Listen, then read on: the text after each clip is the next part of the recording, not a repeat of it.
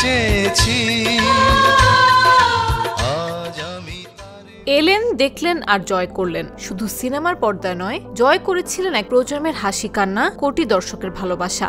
৯০-এর দশকে যে তরুণ পর্দায় আবির্ভূত হয়েছিলেন নতুন এক সম্ভাবনা হয়ে, তিনি আজও রয়ে গেছেন অনন্ত স্মৃতির ভাণ্ডারে। আর তাই তো আজও তিনি স্বপ্নের নায়ক।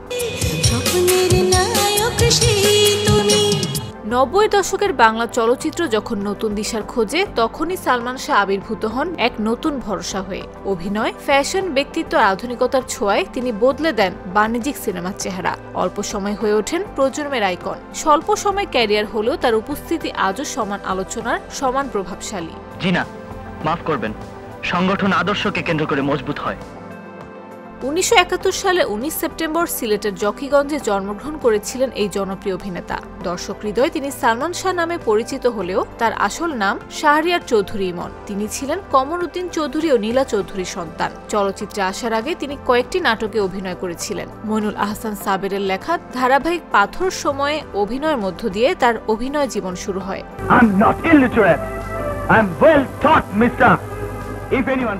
চলচ্চিত্রে আসার আগে ১৯৯২ সালে সামিরা হককে বিয়ে করেন। এরপর ১৯৯৩ সালে সোহানুর রহমান সোহানের কিয়ামত থেকে কিয়ামত সিনেমার মাধ্যমে তিনি চলচ্চিত্রে অভিষেক করেন এবং প্রথম সিনেমাতেই দর্শকের হৃদয়ে ঝড় তোলেন। এই সিনেমার মধ্য দিয়ে নায়িকা মৌসুমীরও চলচ্চিত্রে অভিষেক ঘটে। পরবর্তীতে সালমান শাহ মৌসুমী জুটিতে আরও কয়েকটি সিনেমায় অভিনয় করে বিপুল জনপ্রিয়তা অর্জন করেন।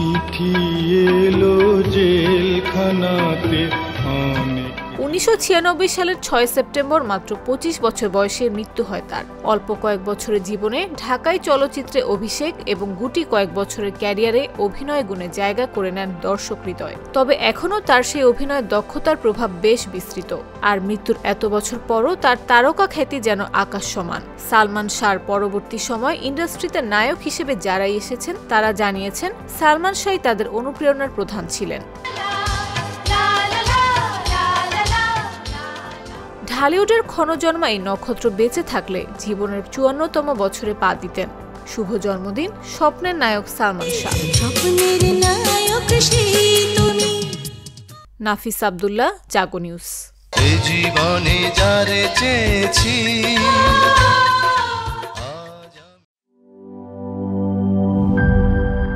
বান্ডেল থাকলে প্রতি সেনমানিতে টাকা বাঁচবে।